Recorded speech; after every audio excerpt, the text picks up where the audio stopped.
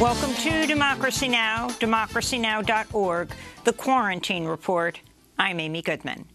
A violent mob incited by President Donald Trump stormed the U.S. Capitol Wednesday, attacking police, ransacking and looting offices, and sending lawmakers diving for cover amidst gunfire and tear gas.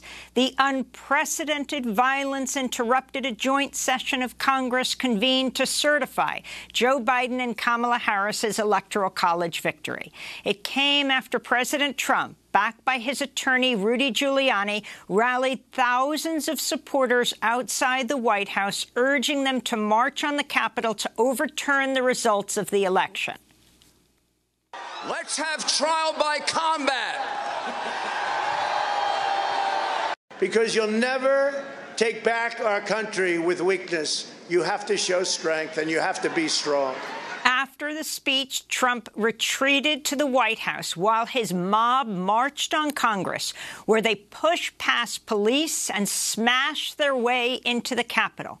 The Secret Service whisked Vice President Mike Pence to safety as terrified lawmakers fled the House and Senate chambers. A dozen lawmakers were trapped on the gallery above the House floor as marauders tried to force their way past barricades. Some of the lawmakers put on emergency gas masks as tear gas filled the air. Others broke furniture apart to fashion makeshift clubs to defend themselves before Capitol Police finally cleared a path for their escape.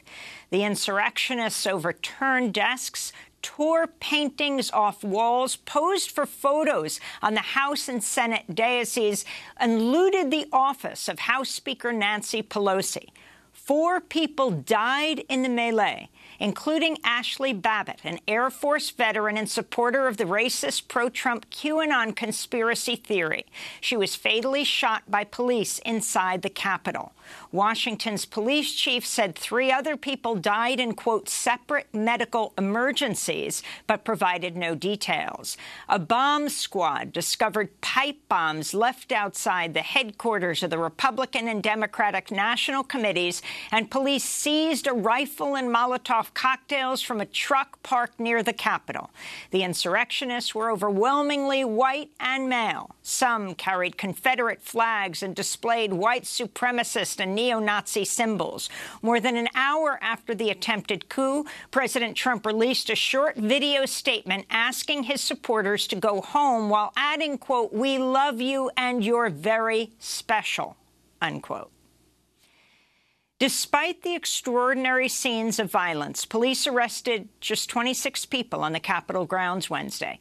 Congressmember Tim Ryan, the Ohio Democrat charged with funding the Capitol Police, told Politico, quote, "I think it's pretty clear there's going to be a number of people who are going to be without employment very, very soon," he said.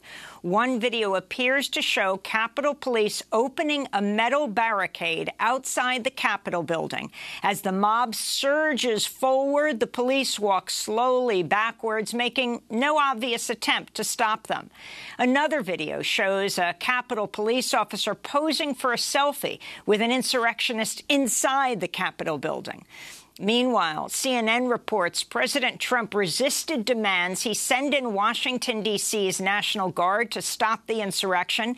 Instead, it was Vice President Mike Pence who coordinated with the Pentagon to send in the Guard troops after hours of delay. After Congress reconvened Wednesday night following the violence, several Republican lawmakers called for ending the objections to the certification of the Electoral College vote. This is Utah Republican Senator Mitt Romney. What happened here today was an insurrection incited by the President of the United States.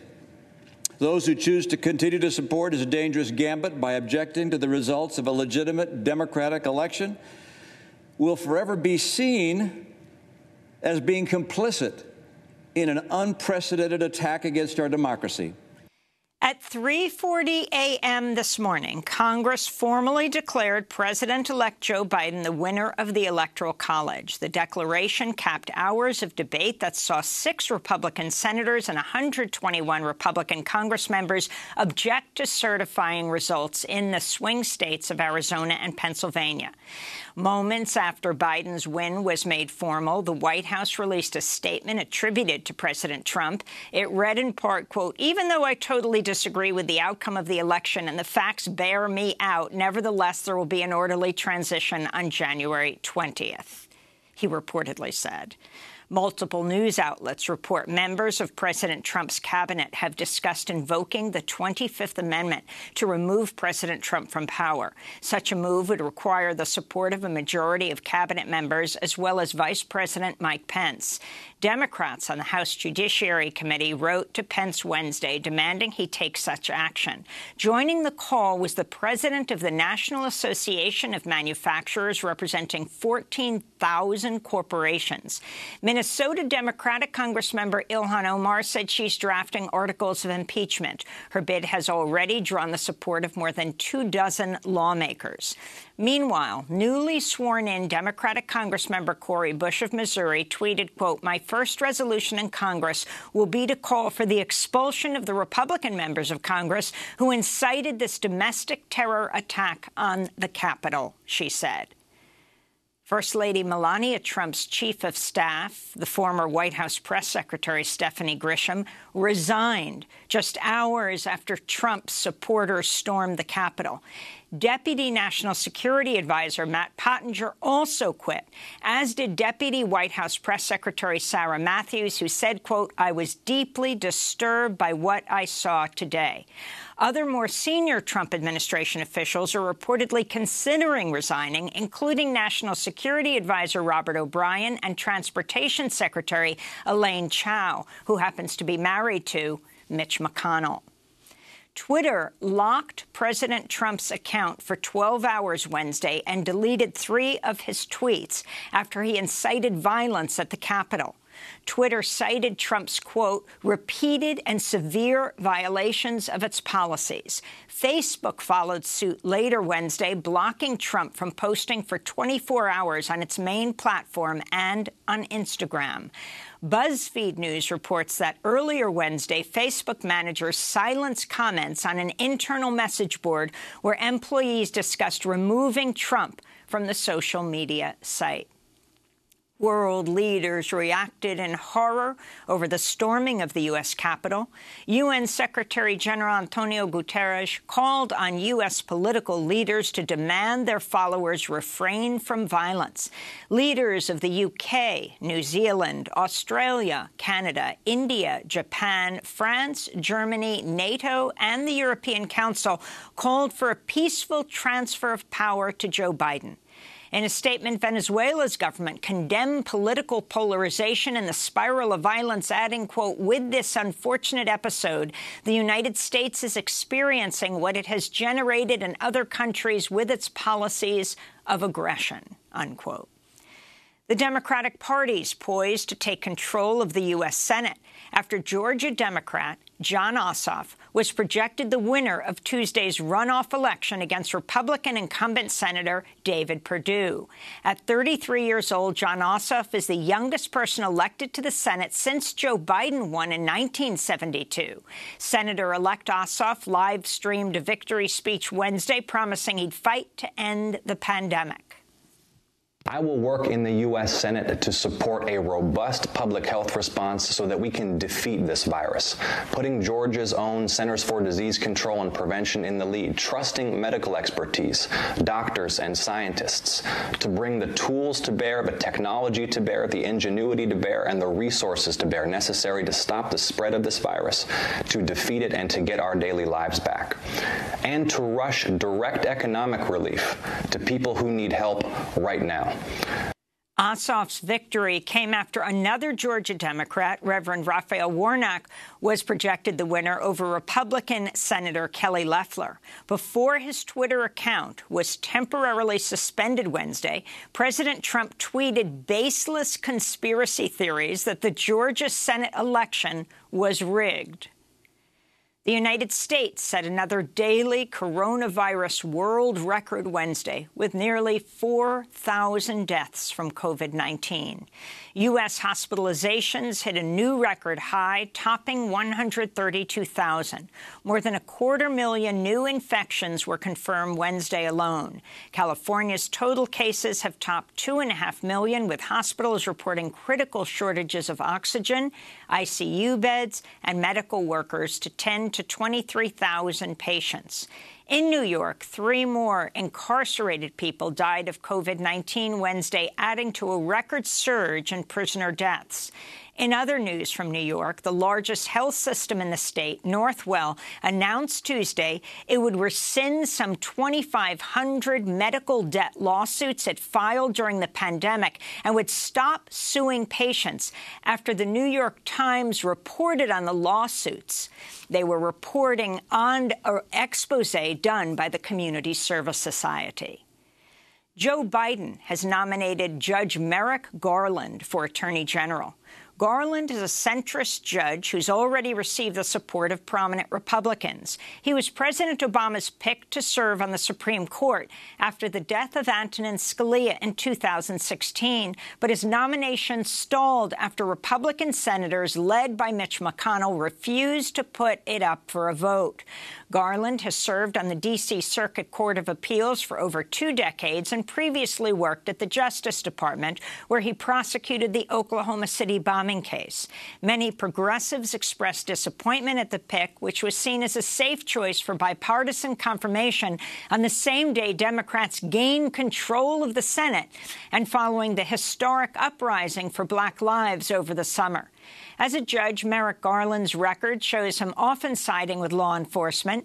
Biden has also tapped Lisa Monaco, Obama's advisor for Homeland Security and Counterterrorism, as Deputy Attorney General, Vanita Gupta as Associate Attorney General, and Kristen Clarke, President and Executive Director of the Lawyers Committee for Civil Rights Under Law, as Assistant Attorney General for Civil Rights. To see our last interview with Kristen Clarke just this week, go to democracynow.org. In Kentucky, the Louisville Police Department has officially fired 2 detectives involved in the killing of Briana Taylor after the 2 men received pre-termination letters last week. Taylor is the 26-year-old Black emergency room technician who was shot to death in her own home on March 13th by police, sparking mass protests. The officers are Detective Miles Cosgrove, who fired the shot that killed Taylor, and Detective Joshua Janes, who prepared the search warrant that led to the fatal raid. No one has been criminally charged over Briana Taylor's death. Newly elected Illinois Congressmember Mary Miller has received widespread condemnation for praising Hitler. Miller made the comment at a Moms for America rally in D.C. on Tuesday. Hitler was right on one thing. He said, whoever has a youth has the future. Illinois Governor J.B. Pritzker, who's Jewish, called Miller's remarks unfathomable and disgusting during a news conference Wednesday. Hitler got nothing right. This reprehensible rhetoric has no place in our politics. Washington, D.C.'s police chief has warned Republican freshman Congressmember Lauren Boebert against violating the district's strict gun control laws after she posted a video to social media vowing she would bring her Glock pistol to Congress.